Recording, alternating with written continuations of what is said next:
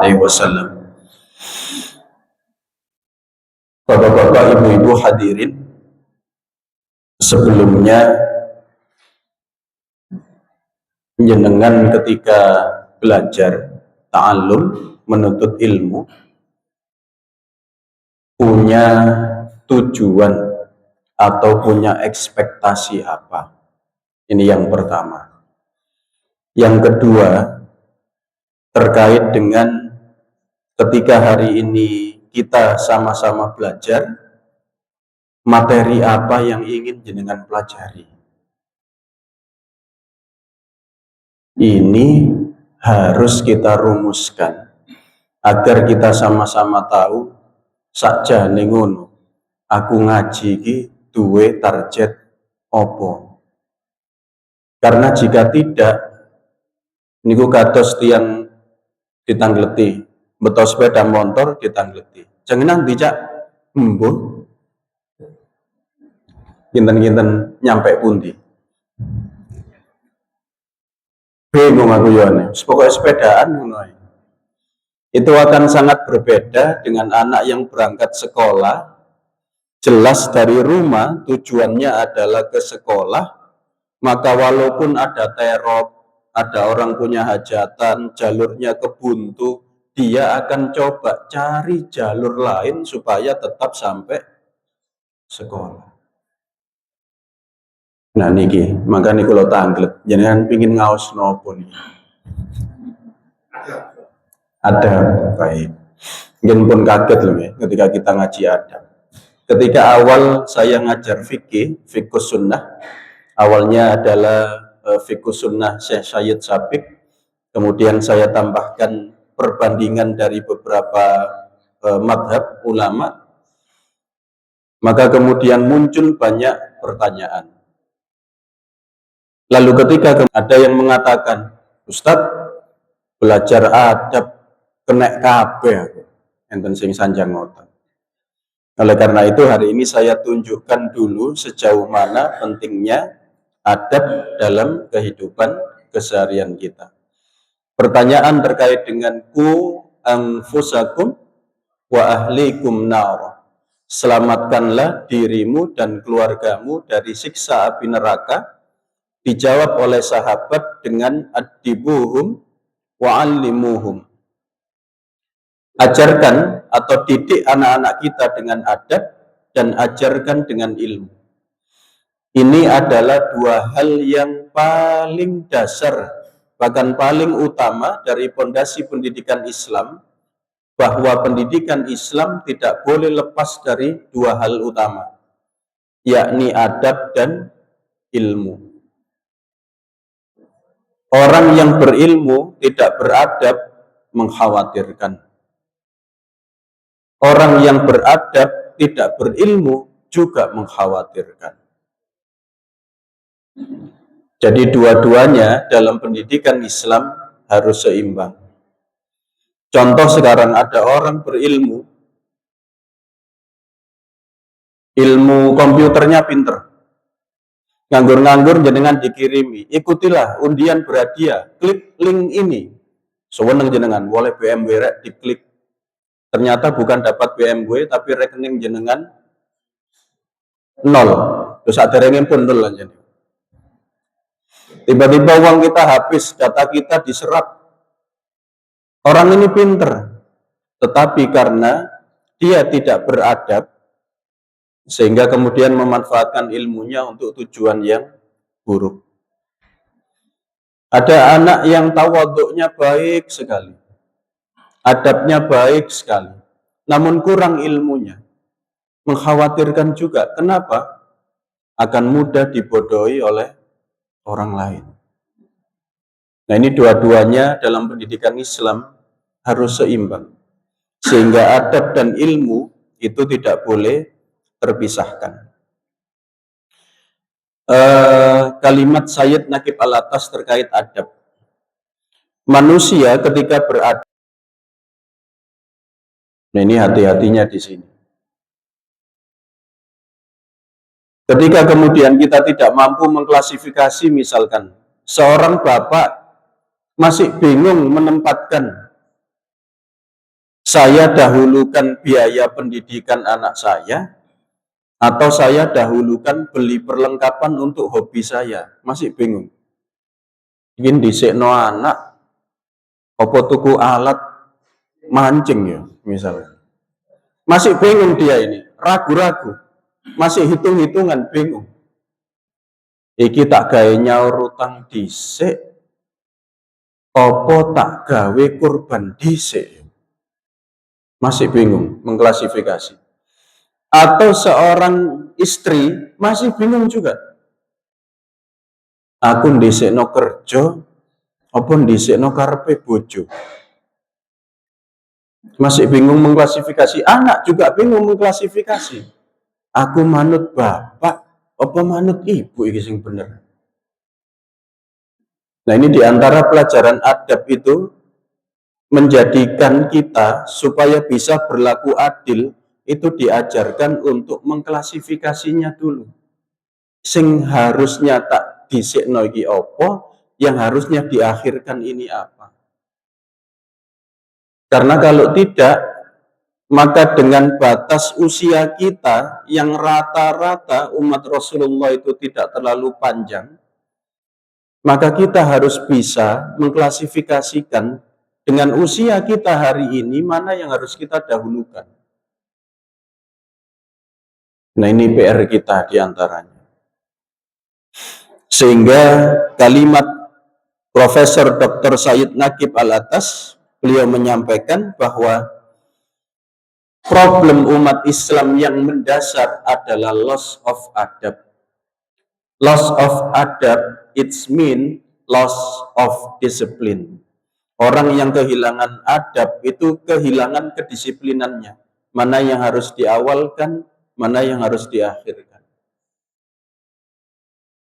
Sehingga ketika seseorang ini tidak mampu berlaku disiplin, maka dia kehilangan kemampuan untuk berlaku adil. Buya Hamka menjelaskan dalam tafsir Al-Azhar, makna adil dan beradab pada sila kedua sebagai titik tekan pentingnya adab. Ini tafsir Buya Hamka, beliau menafsirkan Pancasila diantaranya, bahwa kata adil dan beradab harus dilihat dari sudut pandang Islam, baru bisa memahami benar bagaimana aplikasinya. Karena adil dan adab berasal dari bahasa Arab, maka bahasa Arab merupakan bahasa Al-Quran dan bahasa agama Islam. Jadi melihat sudut pandang kata adil itu harus dalam sudut pandang Islam. Tidak bisa sudut pandang adil selain dari Islam. Contoh sekarang kasus LGBTQ plus. Mungkin nambah malih kirangan apa malih. Dulu itu hanya LGBT, ya. Kemudian berkembang LGBTQ. Sekarang LGBTQ plus nanti ada lagi yang lain. Kalau berdasarkan makna keadilan secara umum yang dipahami manusia, maka bisa jadi bentuk dari penyimpangan atau LGBT itu dianggap hal yang biasa. Mereka akan mengatakan apa? Mengatakan tidak adil dong. Kami ini dianggap menyimpang. Sementara di dalam Islam disebut adil ketika laki-laki berzina atau melakukan kegiatan homoseksual, laki-laki dengan laki-laki, secara adil dalam sudut pandang Islam harus diapakan? Apa hukumannya? Kok benten-benten nih? Dirajam apa? Dirajam itu untuk siapa? Ketika melakukan zina. Kalau homoseksual apa benar dirajam? Bunuhnya diapakan?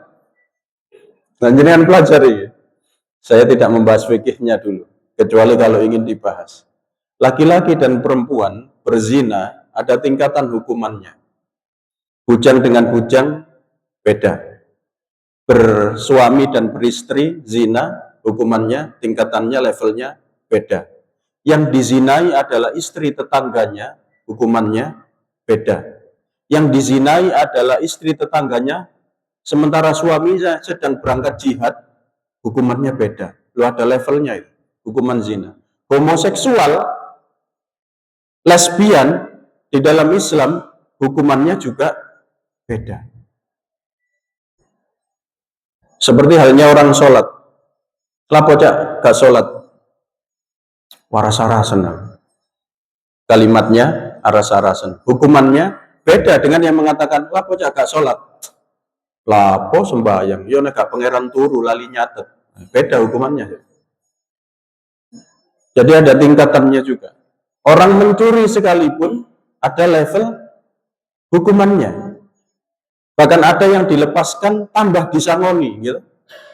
Ada juga. Nah, ini keadilan Islam itu di sini. Ini yang kemudian ketika hari ini kita berbicara tentang adab, kenapa bisa berlaku adil, butuh waktu yang tidak sebentar.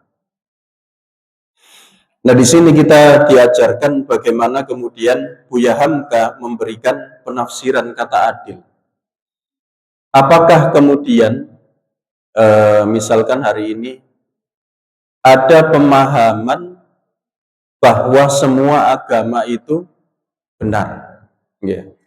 Kalau memang semua agama itu dianggap benar, masuk Islam sedanten apa semua agama benar. Lapo angel-angel. Kalau kemudian dianggap wah semua agama itu benar, maka bisa jadi kita temukan kata adil itu bergeser. Ketika kita menemukan, misal kita sebagai orang tua, anak kita izin, Pak, aku tak pindah agama, Pak. Toyoke aku gak cocok sampai Islam, Pak. Poso saulan full, gak kuat aku. Sembahyang ya sedina ping 5, nyambut gawe gak koprang. Aku tak pindah agama ya, sing kira-kira sembahyangi saulan pisan ta ibadahe setahun pisan.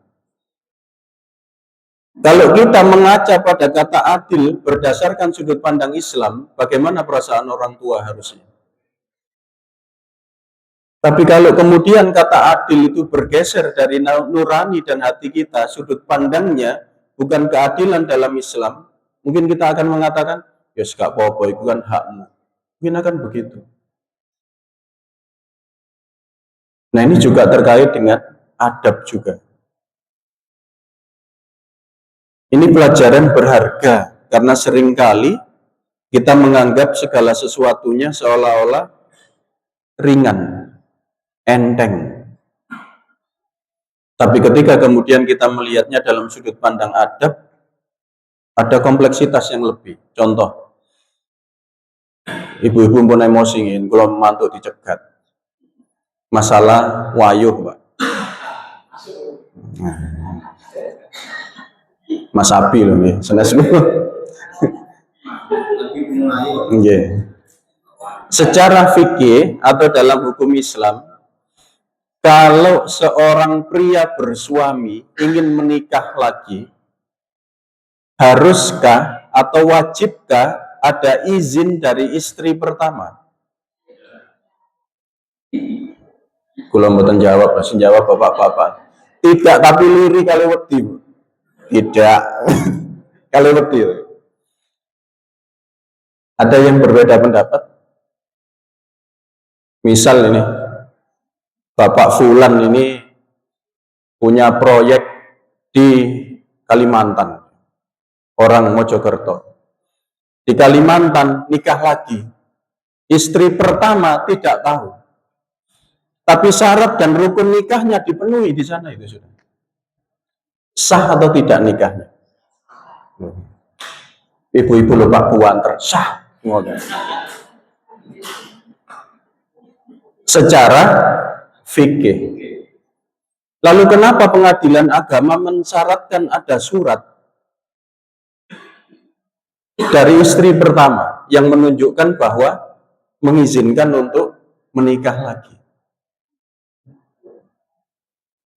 Ini diantaranya memikirkan adabnya juga. Walaupun tidak bilang sah, tapi secara adab beda lagi sudut pandangnya. Oleh karena itu dalam fikih saja hari ini kita mengenal banyak perkembangan fikih. Beberapa kitab Syekh Yusuf Qaradawi atau ulama-ulama Mesir misalkan.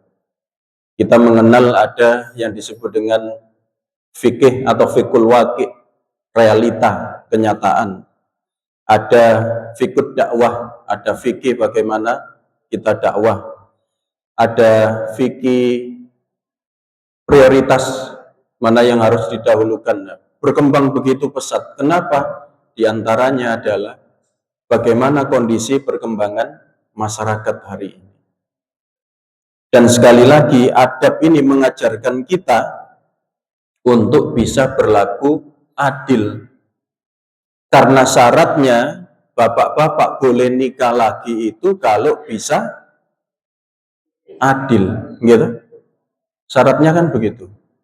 Harus bisa adil. Adil dipelajari, dalam hal ini adilnya bagaimana. Saya tidak akan melanjutkan bab itu dulu. Nanti saya dicegat ibu-ibu pulang. Tidak bisa pulang. Baik, saya lanjutkan.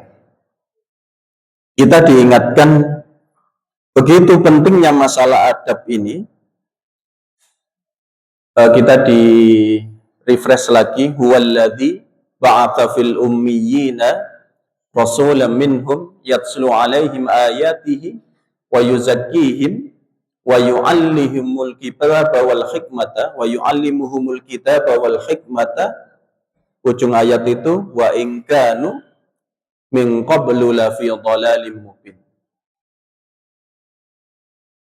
Tujuan dari kita mencari ilmu itu di ujungnya adalah hikmah, Bapak. Dan hikmah ini merupakan proses atau tujuan akhir dari kita menuntut ilmu. Karena bisa jadi kita temukan ketika kita berilmu, memiliki banyak ilmu, tapi tidak bisa memperoleh hikmah, maka kita akan menemukan diri kita pada kondisi kebingungan dengan keilmuan kita sendiri. Karena tidak tahu ujungnya harus kemana sebenarnya. Seperti anak-anak ketika ditanya, untuk mari SD lulus atau MI lulus sekolah nanti di SMP A. Setelah lulus SMP, kemana lagi? Ke SMA. Setelah SMA, kemana lagi? Ada yang kuliah, ada yang bekerja. Setelah bekerja, mau kemana lagi? Itu ketika dikejar terus, nanti kira-kira ujungnya kemana? Pemikiran anak-anak kita. Sekolah supaya bisa bekerja. Nanti ketika bekerja, mendapat penghasilan, punya keinginan apa lagi? Menikah. Setelah menikah masih ditanya lagi momongan. Sudah punya momongan masih ditanya lagi, tidak kepingin nambah. Dan lain sebagainya, terus tidak akan berhenti. Nah, ketika seseorang mengenal hikmah dalam hidupnya, maka kita diingatkan bahwa manusia yang paling cerdas atau manusia yang paling bijak dalam hidupnya itu adalah yang aktsaruhum lil mauti dzikran wa ahsanuhum lima ba'dahu isti'dadan ulaikal aqyasu. Rasulullah menyampaikan orang yang paling cerdas atau yang paling bijak dalam hidupnya adalah orang yang banyak mengingat mati dan jadi tidak hanya berhenti di situ. Orang yang banyak mengingat kematian dan mempersiapkan segala sesuatu dalam hidupnya untuk kehidupan selepas kematian. Nah, di antara bentuk persiapan kita untuk kehidupan selepas kematian adalah ilmu, Bapak. Dari sini kita akan diingatkan, insya Allah kita tidak asing dengan hadis di dalam kitab Riyadhus Shalihin bab fadilah atau keutamaan ilmu. Nanti mungkin ada yang punya kitab Riyadhus Shalihin, coba dicek terkait dengan hadis mengenai keutamaan ilmu dari Abu Hurairah. Bismillah. An Nabi Hurairah qala Rasulullah sallallahu alaihi wasallam man ta'allama ilman mimma yubtagha bihi wajhullah azza wa jalla la yata'allamuhu illa liyusiba bihi 'aradan minad dunya lam yajid arfal jannati yaumal qiyamah yakni rihaha. Kita diingatkan hadis dari sahabat Abu Hurairah, ia berkata, man ta'allama ilman, siapa yang ta'allum, yang menuntut ilmu atau mempelajari ilmu yang seharusnya mimma yubtagha bihi wajhullahi azza wa jalla, yang seharusnya tujuan dari menuntut ilmu itu adalah untuk Allah azza wa jalla. Jadi tujuan kita mencari ilmu adalah untuk Allah subhanahu wa ta'ala. Akan tetapi la yata'allamuhu illa liyusiba bihin aradan minad dunya. Tapi ternyata dia menuntut ilmu itu punya satu tujuan. Tujuannya apa? Mengumpulkan dunia. Lapona sekolah nggih jake kerjane benjing enak. Nek kerjane enak nggih bayarane kata. Nek bayarane kata. Kenapa nek bayarane pun kata? Nyaurutan. Ketika uang kita sudah banyak, usianya sudah mendekati imsak, mau apa? Mau kita apakan harta kita? Yang ini yang kita pikirkan diantaranya. Mulai muda sampai usia bertambah, harta kita bertambah, matahari mulai sunset, mulai siklusnya menurun. Lalu pertanyaannya, akan kita apakan harta kita yang banyak ini? Dan ketika saya menyampaikan tentang ilmu, Bapak dan Ibu, kita diingatkan klasifikasi ilmu ya. Ilmu itu terklasifikasi dua. Ada yang fardu ain, ada yang fardu kifayah. Yang fardu ain diantaranya, yang pertama harus kita pelajari adalah Al-Quran. Bab yang pertama harus kita pelajari adalah tauhid. Di dalam Islam, kita ini akan adab berbeda. Nanti di antara pelajaran kita, berbeda pun ada adabnya. Nah, di antara wujudnya terkait dengan hal tersebut, terkait dengan perbedaan tersebut, di dalam Islam akan memungkinkan kita ketemu ikhtilaf, selisih pendapat dalam banyak hal. Dalam manhaj, dalam metode misalkan, kita akan ketemu itu. Namun ada satu hal yang kita tidak boleh ada selisih, yakni asyhadu an la ilaha illallah wa asyhadu anna muhammadar rasulullah. Akidah yang satu ini, Allah itu ahad dan Rasulullah adalah khatamul anbiya wal mursalin, itu tidak boleh beda. Walaupun salah satunya misalkan, saya percaya Allah itu Tuhan, tapi saya tidak percaya bahwa Muhammad itu adalah Nabi yang terakhir misalkan. Sudah bukan Islam ini. Ada toh? Ya. Mengatakan bahwa Nabi yang terakhir itu Mirza Ghulam Ahmad. Ya. Maka kita sebut bukan Islam, dia adalah Ahmad dia. Walaupun dia percaya bahwa Tuhan adalah Allah. Jadi yang disebut dengan Islam, dua hal tadi itu kita tidak boleh beda. Atau ada yang percaya Rasul terakhir itu Muhammad, Allah itu Tuhan, tapi ada interpretasi lain. Bentuknya apa? Patung misalnya. Ini kan representasi dari Allah. Sebenarnya Allah itu satu, ini hanya representasinya saja misalnya. maka itu pun tidak bisa kita sebut dengan Islam. Ini tidak boleh selisih terkait dengan tauhid. Tapi terkait dengan cabang akidah, bisa jadi cabang akidah kita selisih. Nah, di antara nanti berbeda pun ada adabnya, itu hal itu dibahas. Dan bagaimana ulama, bagaimana para sahabat Nabi ketika beda pendapat. Sampai dikatakan begini Bapak Ibu. Zaman dulu sebelum Rasulullah hadir,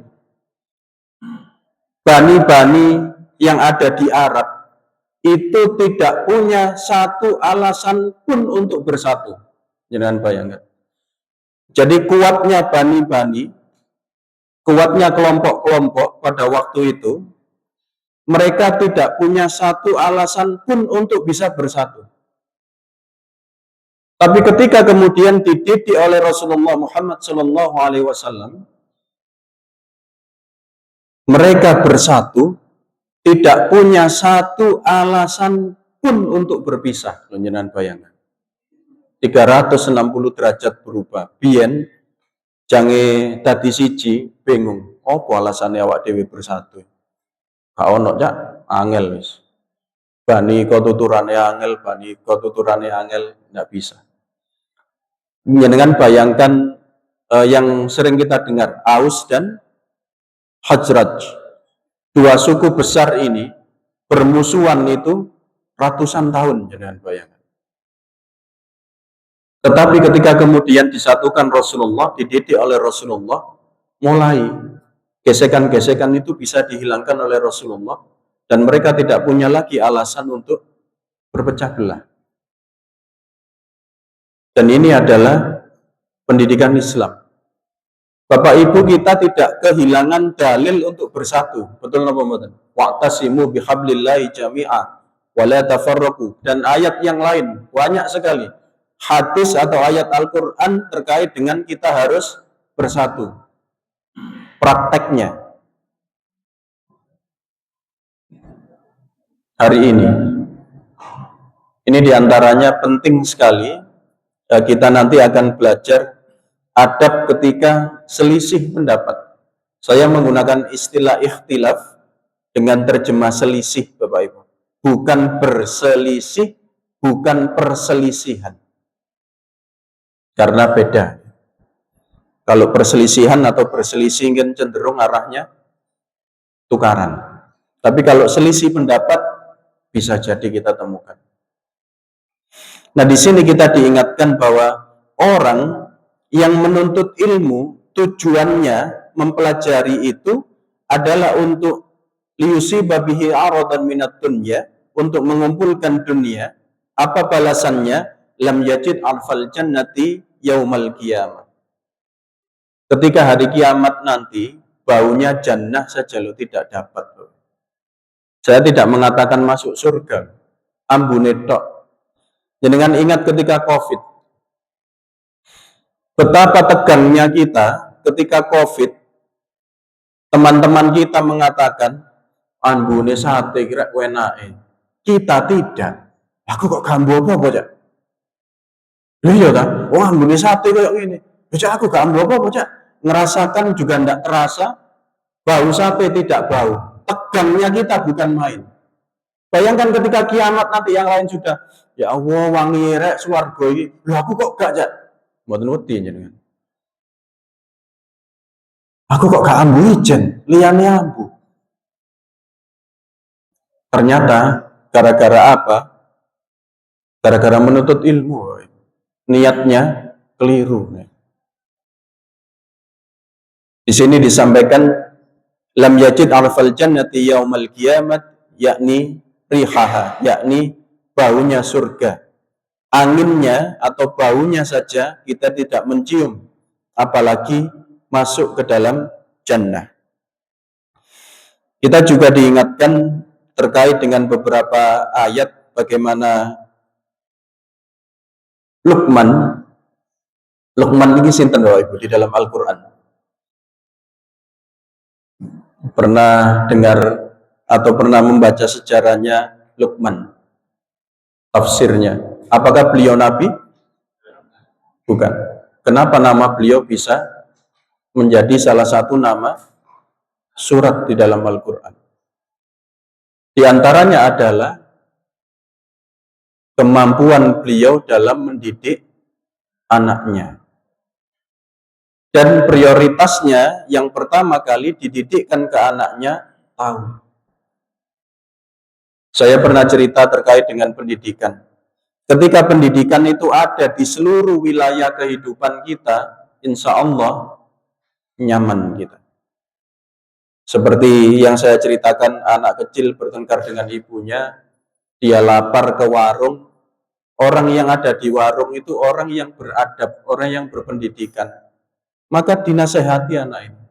Anak ke orang tua itu harus begini, harus begitu.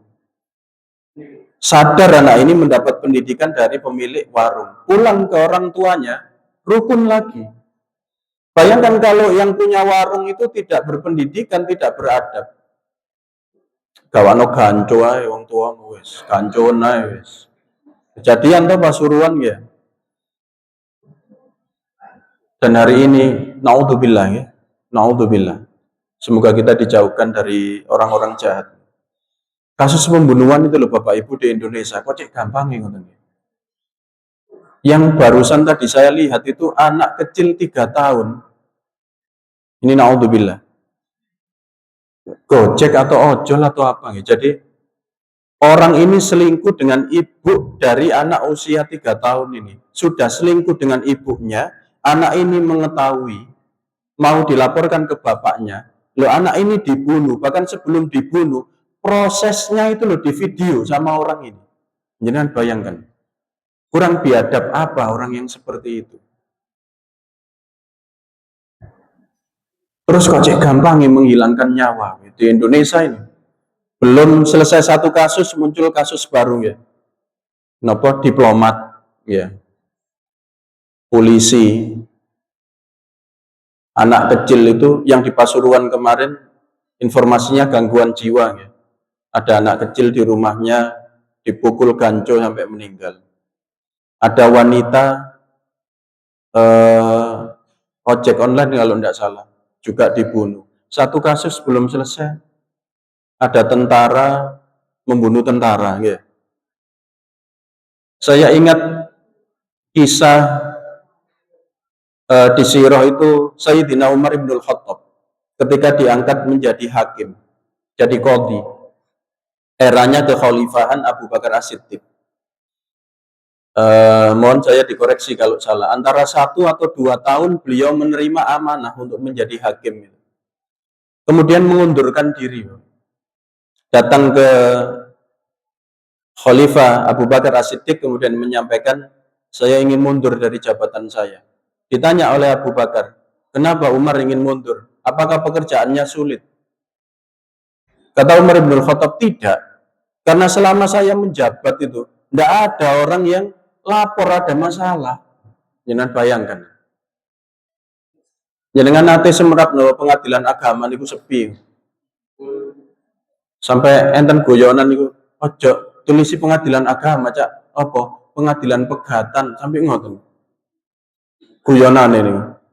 Karena yang banyak hadir itu diantaranya urusan rumah tangga, perceraian. Urusan waris mawon sedikit loh.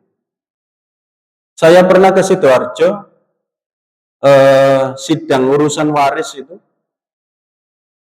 itu yang banyak urusannya, ya, namanya ngobrol, ngambil antrian ya, enten jenengan nopo urusannya ternyata rumah tangga, jenengan rumah tangga, banyak urusan rumah tangga.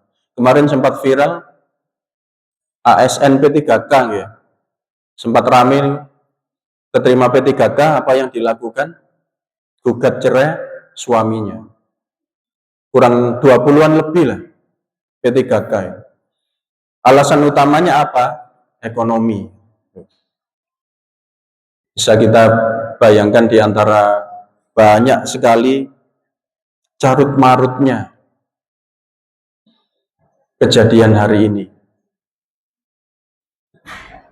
Nah, di sini sekali lagi kita juga diingatkan bagaimana Luqman mendidik anak-anaknya Kemudian ketika Sayyidina Umar bin Al-Khattab menyampaikan kepada Sayyidina Abu Bakar As-Siddiq kepingin mundur karena tidak ada kasus selama beberapa tahun, itu menunjukkan bahkan kalimat beliau itu, karena umat Islam sudah tahu hak dan kewajibannya terhadap saudaranya. Dan setiap persoalan yang terjadi diselesaikan di antara mereka sendiri. Jangan bayangkan. Oh, pun bel, akan dulu, ya.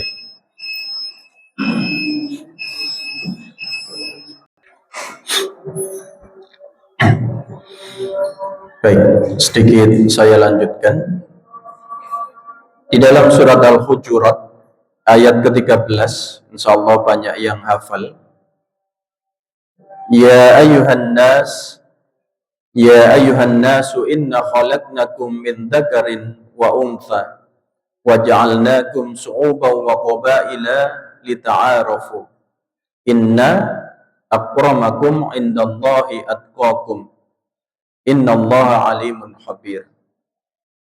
Ada kalimat inna akramakum indallahi atqakum. Sungguh orang yang paling mulia di antara kamu, orang yang paling mulia di antara kamu di sisi Allah ialah orang yang paling bertakwa di antara kamu. Siapa yang paling mulia, Bapak Ibu? Yang paling bertakwa. Di dalam adab kita diajarkan ada sudut pandang keadilan di dalam Islam. Kita harus memandang orang yang paling kita muliakan itu orang yang paling bertakwa. Karena ketika yang kita muliakan adalah orang yang bertakwa, maka yang lain juga akan berbondong-bondong untuk memperbaiki diri, memperkuat ketakwaannya kepada Allah. Tapi ketika yang paling kita muliakan adalah sebagaimana survei hari ini, berdasarkan survei itu siapa saja yang hari ini dimuliakan? Yang pertama adalah orang kaya. Jadi urusan harta itu sekarang luar biasa. Orang yang paling dimuliakan yang pertama adalah orang kaya. Ini berdasarkan hasil survei.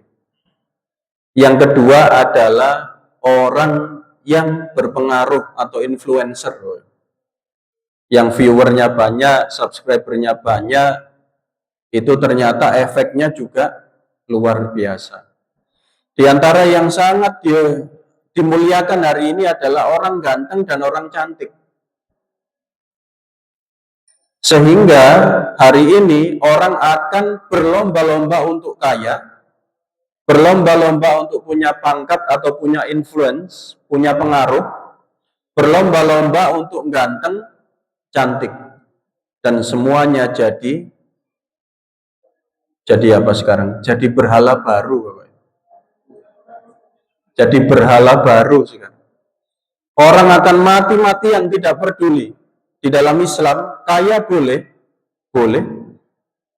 Bahkan di dalam surat Al-Adiyat itu penyebutan kata harta benda kan khair. Innal insana li rabbihi lakanud wa innahu ala dzalika lasyahid wa innahu li hubbil khairi lasyadid. Khair di situ terjemahnya bukan baik, tetapi harta benda. Karena sejatinya harta benda itu asalnya adalah baik ketika kita manfaatkan untuk mendekatkan diri kepada Allah. Yang jadi persoalan adalah ketika kita memiliki banyak harta, semakin jauh dari Allah. Nah, ini yang jadi persoalan. Yang kedua, influence. Memiliki kekuasaan atau memiliki pengaruh. Orang akan berlomba-lomba untuk memiliki pengaruh, memiliki kekuasaan. Caranya bagaimana? Tidak lagi peduli dengan ini haram, ini halal. Demikian juga ketika ingin mendapatkan banyak harta, berlomba-lomba, tidak lagi memikirkan ini haram, ini halal.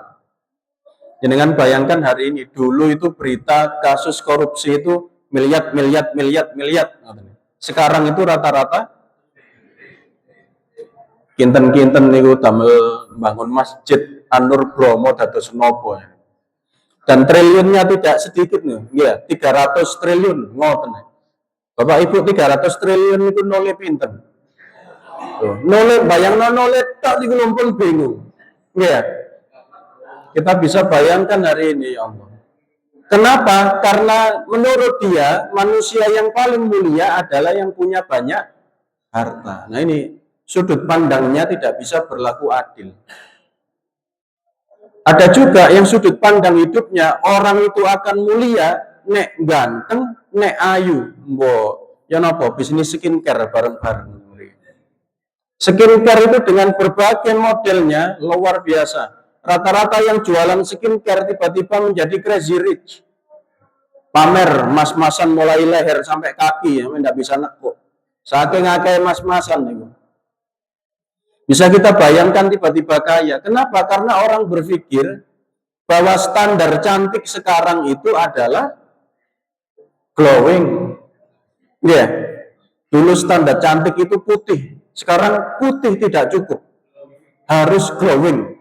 Nyamuk mau gigit kepreset sampai jatuh. Saking licinnya. Sampai ada guyonan. Istri glowing, suami gulung koming.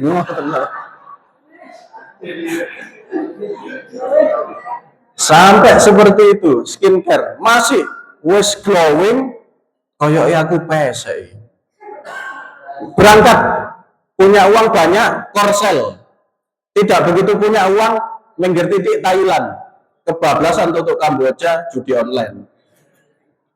Jenengan bayangkan sekarang pulang-pulang panggil jenengan sapa iki lho aku yuk sampean lali ta suarane podo, raine kok seje. Sakniki kan ngoten ya. Sampai enten kasus ada seorang pria kaya menikah dengan perempuan cantik. Anaknya lahir, anakku kok gak ning rumah ambek bapak, kok elek. Curiga suaminya, dites DNA, dikira selingkuh. Dites DNA, akurat itu anaknya, istri dan bapak ini, akurat. Lu kok seje? Ternyata istrinya ngaku biane elek, duwe-duwe operasi kecantikan, dadi wayu. Pun kaget dengan kasus ini unik-unik. Wow, sadarnya berangkat kula ningali YouTube sekedap. Ketemu lewat IG mau nikah. Uktinya ini bercadar, pakai jubah. Ternyata nawa. Loh ya semerapnya. Bahaya media sosial, ternyata laki-laki dijabut cadarnya, bajunya dibuka, namanya itu Suparto itu namanya nih. Tapi ngakunya namanya Widya, pun tersinggung loh ibu sing Widya berita. Ngakunya namanya Widya. Ngawuri saat ini penipuan ya Allah. Maka sudut pandang kita sekali lagi yang paling mulia adalah yang paling bertakwa. Ya. Takaran kita harus begitu. Guru saya dulu ketika mengajar terkait dengan keyakinan, terkait dengan keimanan itu, niki enten keber ijo gitu. Di masjid.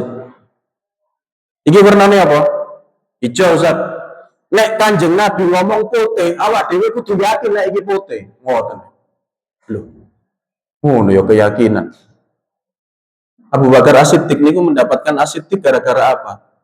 Mau tidak mau harus memutar keyakinannya bahwa Isra Mi'raj itu benar, gitu. Padahal pada masa itu masuk akal napa mboten? Mboten. Tapi Abu Bakar As-Siddiq nek Nabi ngomong ngono ya kaya ngono. Masih tembok niki warna apa niki? Abu-abu. Kalau Nabi mengatakan niki warna hijau, kita harus yakin kalau ini hijau. Itu keyakinan nih. Nek mboten-mboten ragu gitu. Dan disitulah Islam yang paling mulia itu adalah yang paling bertakwa. Kalau kita masih meyakini yang paling mulia itu adalah yang kaya, yang punya kekuasaan, yang cantik ganteng, harus kita rubah itu sudut pandang kita supaya bisa berlaku adil. Karena kalau sudah seperti itu akhirnya ini mau merantai biaya politik mahal. Ketika seseorang sudah menjabat akhirnya mikir ya apa balekno duit dan lain sebagainya akhirnya. Dan masyarakat, kehidupan kita ngaweri akhirnya hari ini.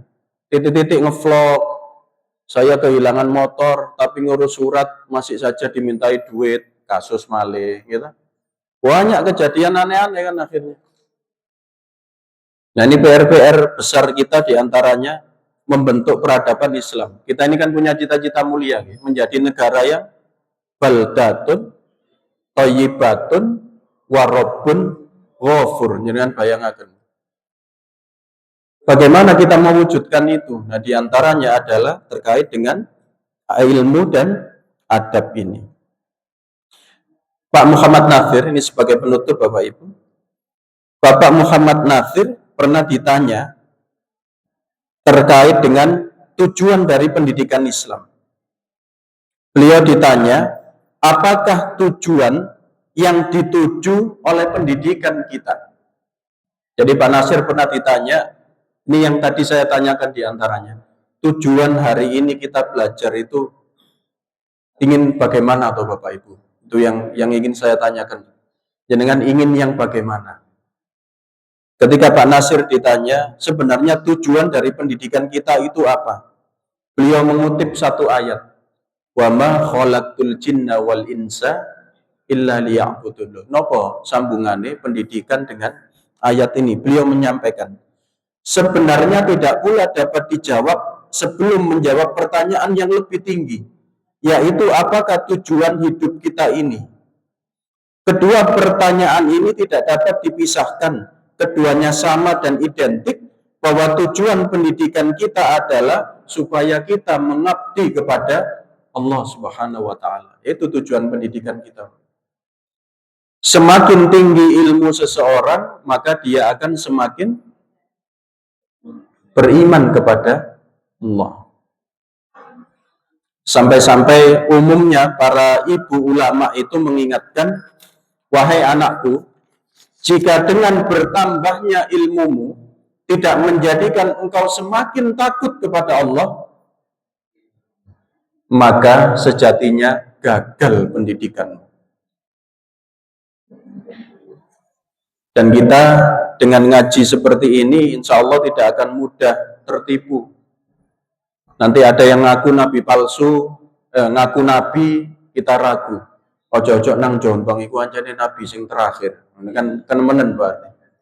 Mungkin ada informasi menggandakan uang dengan metode syariah.